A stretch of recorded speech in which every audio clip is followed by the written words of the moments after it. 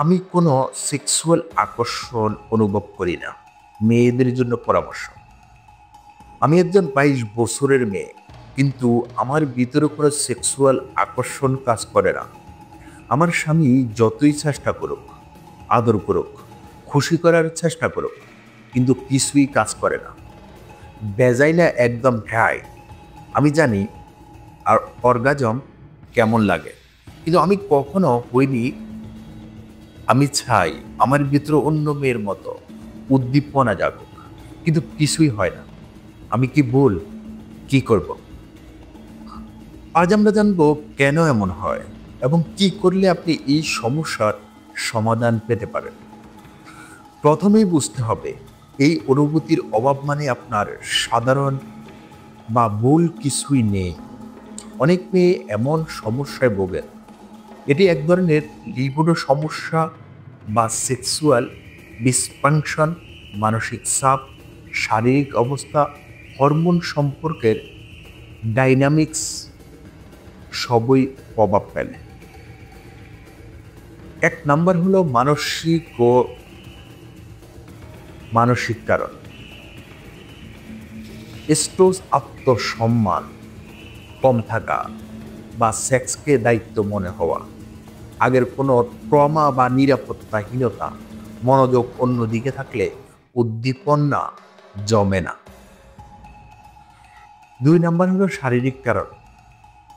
Hormone ভারসাম্যহীনতা, যেমন thyroid, oestrogen কম হওয়া, রক্ত প্রবাহ কম থাকা, যা ভ্যাজাইনাকে শুকনো করে দেয়।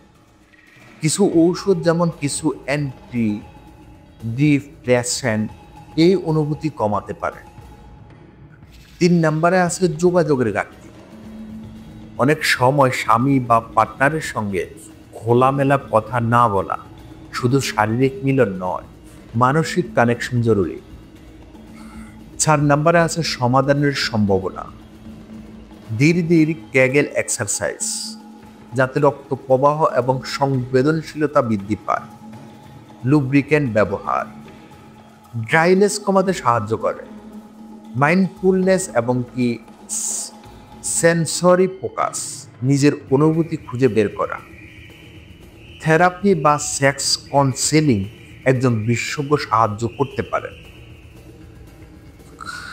বেশিরভাগ মেয়েরা ভুলভাবে মনে করেন আমার ভেতরে তাড়না নেই, মানে সামান্য সমস্যা আমার ভিতরে।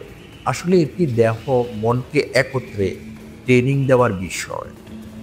সঠিক পদ্ধতি এবং সময় দিলে আপনার শরীর ও মন ধীরে ধীরে উদ্দীপনায় প্রতিক্রিয়া দেখাবে।